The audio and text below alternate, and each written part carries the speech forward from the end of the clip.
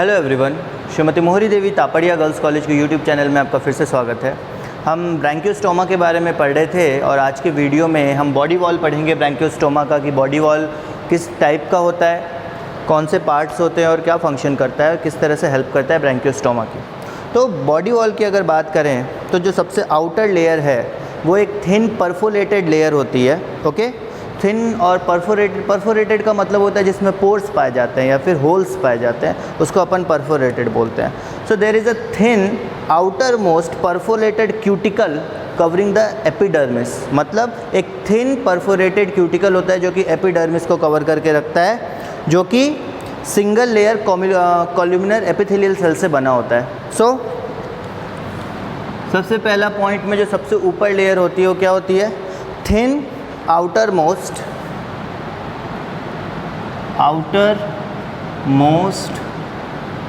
thin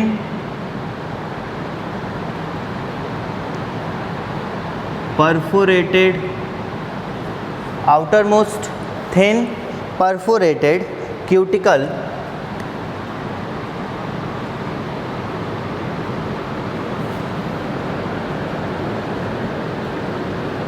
covering the epidermis. Epidermis को cover करते हुए एक क्यूटिकल प्रेजेंट होती है। ओके, और ये बना हुआ किससे होता है? Single layer of columnar cell. Epidermis made up of single layer of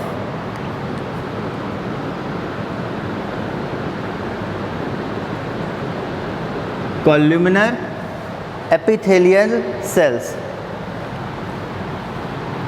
columnar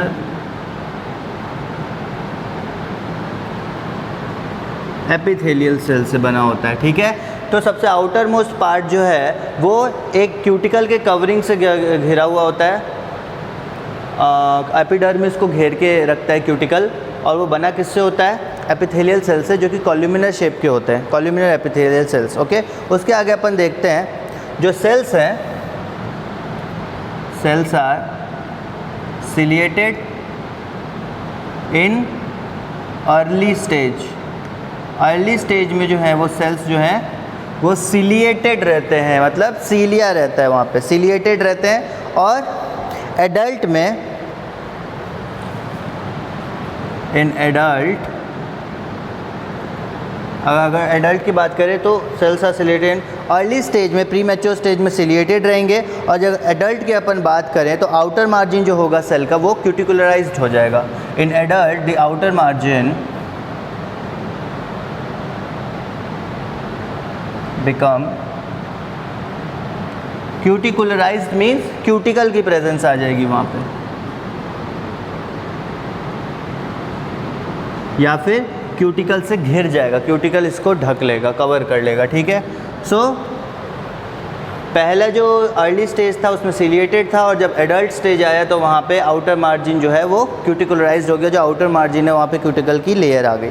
उसके आगे अपन देखते हैं एपिथेलियल लेयर जो है, वहाँ पे सेंसरी हेयर्स या बोले तो कुछ सेंसरी सेल्स प्रेजेंट होंगे, कुछ सेंसरी रिसेप्टर्स प्रेजेंट होंगे, बट ग्लैंड और पिगमेंट सेल एब्सेंट होंगे। दी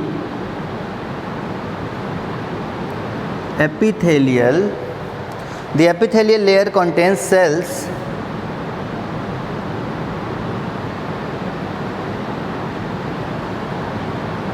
with sensory receptors, या फिर sensory hairs लिख दो, with sensory hairs। इसका वर्क क्या होगा? सेंस करना किसी चीज़ को, या फिर एक नर्व इम्पल्स आती है उसको कैच करके ब्रेन तक पहुंचाना। तो sensory hairs, but gland cell और पिगमेंट सेल एब्सेंट होंगे। सेंसरी हेयर्स प्रेजेंट होती है but gland cell and pigment cell are absent. यहाँ पे कई जगह क्रोमेटोफोर्स भी होगा कि कई ग्लैंड्स नहीं प्रेजेंट होते और क्रोमेटोफोर्स एब्सेंट रहते हैं। ठीक है, उसके आगे अपन देखते हैं एपिडर्मिस के नीचे एक फाइब्रस लेयर होती है कनेक्टिव टिश्यू की, जिसको हम क्यूटिस बोलते हैं। ठीक है, अब अपन यहाँ पे देखें कि एपिडर्मिस के नीचे एक टफ फाइब्रस लेयर होती है कनेक्टिव टिश्यू की। बिलो एपिडर्मिस के नीचे क्या होता है? एक thin fibrous connective tissue, a thin fibrous connective tissue forms Cutis. क्या बनाता है? क्यूटिस बनाता है। थिन के बाद आप यहाँ पे टफ ज़रूर लिख देना, मीन्स हार्ड होता है काफ़ी। थिन है, पतला है, बट काफ़ी हार्ड है, काफ़ी मजबूत है। वो यहाँ पे क्या फॉर्म करता है? क्यूटिस फॉर्म करता है। अब क्यूटिस फॉर्म हो गया। अब क्यूटिस के जस्ट बाद देखो क्यूटिस के नीचे क्या आएगा? बिलो क्यूटिस इज अ सब क्यूटिस। बिलो क्यूटिस इज सब Cutis.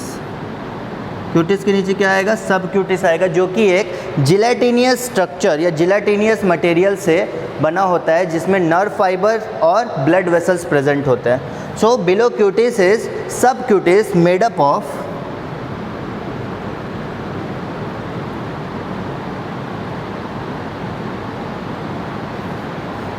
Of gelatinous material. Gelatinous material से बना होता है, जिसमें नर्व फाइबर सेल्स और उसके साथ ही साथ ब्लड वेसल्स प्रेजेंट होते हैं। Containing nerve fibres and blood vessels. ठीक है। सो आउटरमोस्ट थिन लेयर जो है परफोरेटेड होती है, क्यूटिकल कवरिंग की होती है, जो कि single layer columnar epithelial cell से बनी होती है। दूसरा सेल्स जो है प्री मैच्योर फेज में सिलिएटेड होते हैं, पर जब मैच्योर फेज में आते हैं तो आउटर मार्जिन जो है वो क्यूटिकल से ढक जाती है, क्यूटिकुलराइज्ड हो जाती है। उसके बाद अपन ने देखा कि एपिथेलियल लेयर जो है उसमें सेंसरी हेयर्स के सेल पाए जाते हैं, पर यहाँ पे किसी भी टाइप के ग्लैंड सेल या फिर पिगमेंटेड सेल नहीं पाए जाते। उसके बाद एपिडर्मिस के नीचे अगर हम आए तो एक पतला पर बहुत ही टफ, बहुत ही हार्ड फाइब्रस कनेक्टिव टिश्यू की लेयर होती है, जिसको अपन क्यूटिस बोलते हैं। क्यूटिस के नीचे आए तो एक सब क्यूटिस नामक लेयर होती है। सब क्यूटिस जो है वो एक जिलेटिनस मटेरियल से बनी होती है, जिस मटेरियल में नर्व फाइबर और ब्लड वेसल की प्रेजेंस होती है। ओके, ये तो था। अब आगे हम और देखते हैं। कुछ पॉइंट्स तो हमने डिस्कस किए, इसको मैं मिटा रहा हूँ। आई होप आपने नोट कर लिया होगा।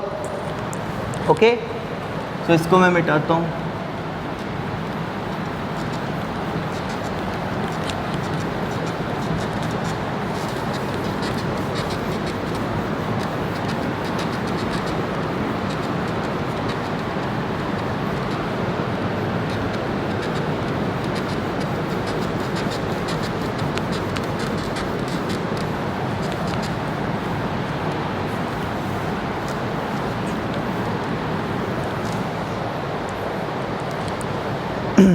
उसके आगे अपन देखते हैं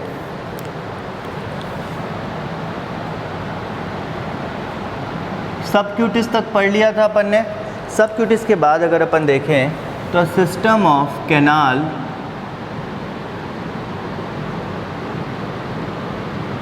transverse through cutis and subcutis.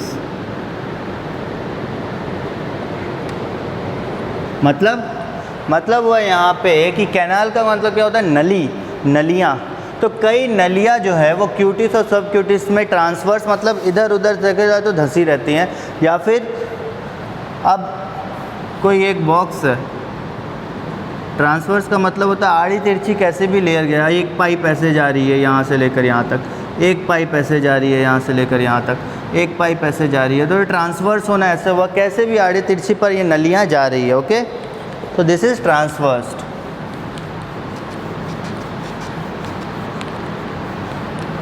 उसके आगे अपन देखते हैं कि नेक्स्ट है कि सबक्यूटिस के नीचे, अब और नीचे आओ, बिलो सबक्यूटिस। अब सबक्यूटिस के नीचे जो कैरेक्टरिस्टिक्स मसल्स हैं ब्रैंकियोस्टोमा के वो प्रेजेंट होते हैं। Lies the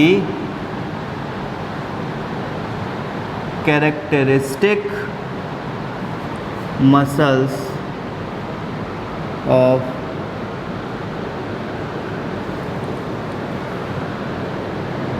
Branchiostoma. ब्रैंकियोस्टोमा के कैरेक्टरिस्टिक्स मसल यहाँ पे पाए जाते हैं सब क्यूटिस के नीचे। अब वो कैरेक्टरिस्टिक मसल क्या हैं, इनके बारे में हम जानते हैं।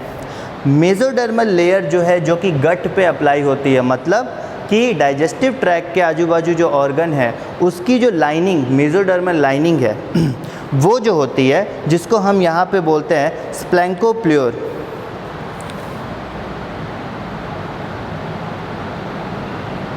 मेसोडर्मल लेयर कहाँ पे?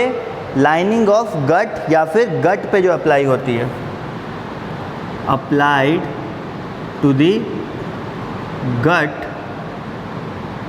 तो मेसोडर्मल लेयर जो कि गट पे अप्लाई होती है उसको अपन क्या बोलते हैं? स्प्लैंको या स्प्लैंक्नोप्ल्यूर।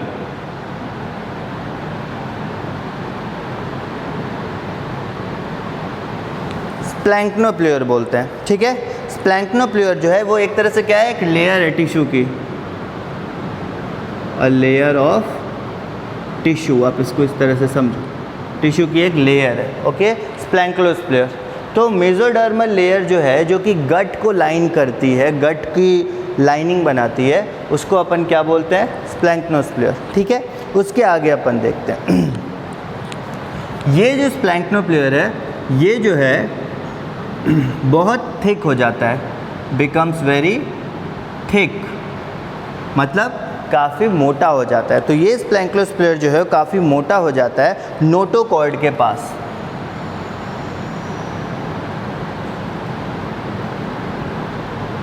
नोटोकॉर्ड के पास ये जो मेसोडर्मल लेयर है, जिसको अपन स्प्लैंक्नोप्ल्यूर बोल रहे हैं, वो काफ़ी मोटा हो जाता है, जिस कारण से to get transformed into myotomes and myomeres।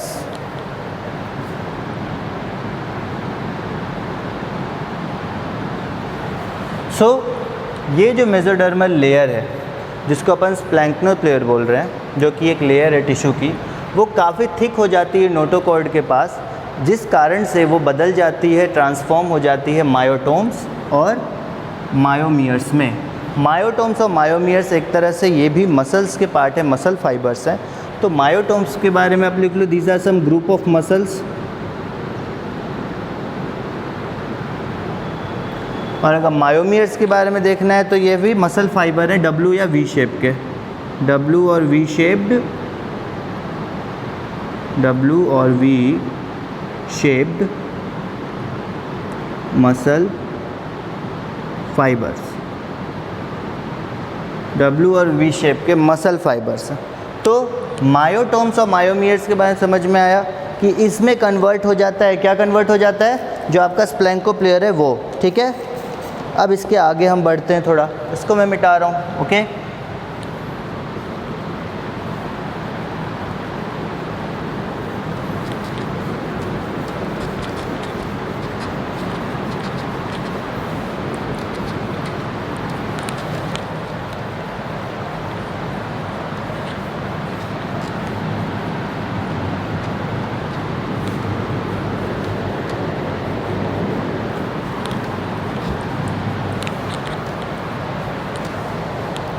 चलो नेक्स्ट पॉइंट पे चलते हैं। नेक्स्ट पॉइंट है कि मायोटोम्स के पीछे या फिर मायोटोम्स के अलावा भी कई मसल्स जो हैं वो स्प्लैंकोप्ल्यूर और सोमैटोप्ल्यूर से डेवलप होते हैं। मैनी अदर मसल्स, जो मायोटोम्स है वो क्या है? एक तरह से डेरिवेटिव ही है ना, एक तरह से वो जो लाइनिंग है वो जब मोटा हो गया तब जाके मायोटोम्स बना, तो उसका डेरिवेटिव है। उसी तरह से उस सेल्स के जो स्प्लैंकोप्ल्यूर है उसके और भी डेरिवेटिव मसल्स बनते हैं, ओके।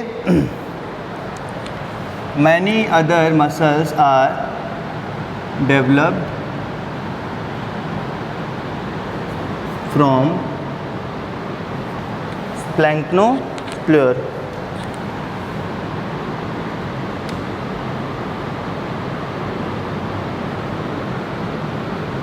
ठीक है, स्प्लैंक्नोप्लेयर से और भी मसल्स डेवलप होती हैं। ओके, और उसके अलावा स्प्लैंक्नोप्लेयर एंड सोमैटोप्लेयर, ये जो सोमैटोस्प्लेयर है इसका अपन ने क्या बोला था, गट की मेसोडर्मल लाइनिंग है, और ये जो सोमैटोस्प्लेयर है वो मेसोडर्मल लाइनिंग है बॉडी वॉल की। मेसोडर्मल लाइनिंग या मेसोडर्मल लेयर आप लिख सकते हो, layer of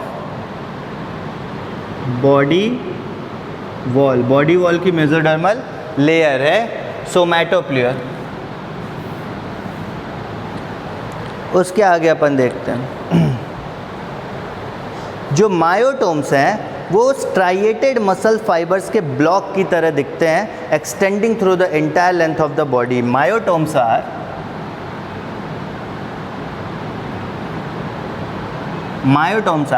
block of striated muscle fibers, blocks of striated muscle fibers। Striated muscle fibres हैं, उसके ब्लॉक्स होते हैं जो कि पूरे ब्रैंकियोस्टोमा की पूरी बॉडी स्टार्टिंग से लेकर एंड तक एक्सटेंड करते हैं। ठीक है, extending through the entire length of the body,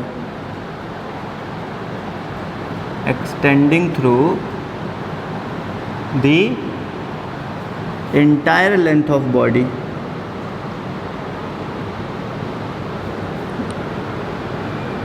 body के पूरे लेंथ में, शुरू से लेकर अंत तक पूरे लेंथ में ये फैले होते हैं, एक जगह से दूसरी जगह तक, एक पार्ट से दूसरे पार्ट। ओके, नेक्स्ट अपन देखते हैं जो मायोटोम्स हैं, अलग अलग मायोटोम्स जो हैं वो सेपरेट किए जाते हैं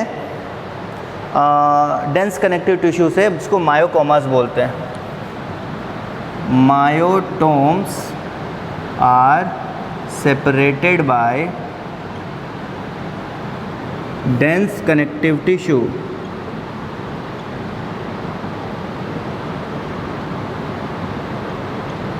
और उसको अपन यहाँ क्या बोलते हैं, कॉल्ड मायोकोमास। मायोटोम्स जो हैं किसके द्वारा अलग अलग किए जाते हैं, मायोकोमास के द्वारा, जो कि एक डेंस टाइप का कनेक्टिव टिश्यू ही है। ओके, उसके आगे अपन देखते हैं मायोटोम्स की जो अरेंजमेंट है, मायोटोम्स आर अरेंज्ड, मायोटोम्स की अरेंजमेंट ऐसी है कि जब भी बॉडी को ट्विस्ट किया जाए, मतलब उनकी अरेंजमेंट है कि वो इस तरह से अरेंज रहेंगे कि बॉडी को ट्विस्ट करने में कोई दिक्कत ना है। इलोंगेटेड बॉडी है, उसको अगर ट्विस्ट किया जाए अगर, तो कोई प्रॉब्लम ना हो, आराम से ट्विस्ट हो सके, उस तरह की इनकी अरेंजमेंट है। As the arranged as the body can be twisted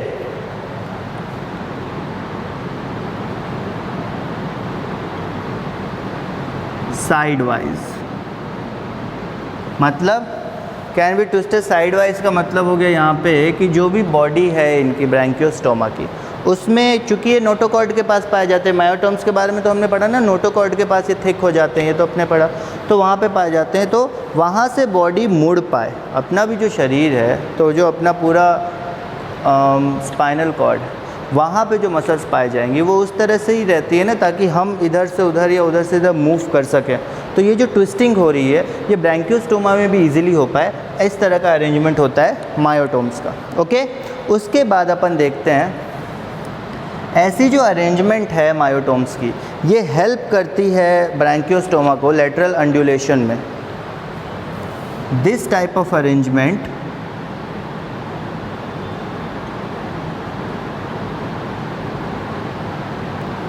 helps in lateral undulation। lateral undulation मतलब स्नेक की मूवमेंट, सांप जिस तरह से मूव करता है वो होता है लेटरल अंड्यूलेशन, तो उस तरह की मूवमेंट में हेल्प करती है, ठीक है। और फाइनल पॉइंट अपन देख लें कि जो मायोटोम्स है वो ब्रैंकियोस्टोमा में टोटल 60 पेयर्स पाई जाती हैं। So there are about 60 pairs of myotomes in Branchiostoma, about 60 pairs of myotomes are present in branchiostoma।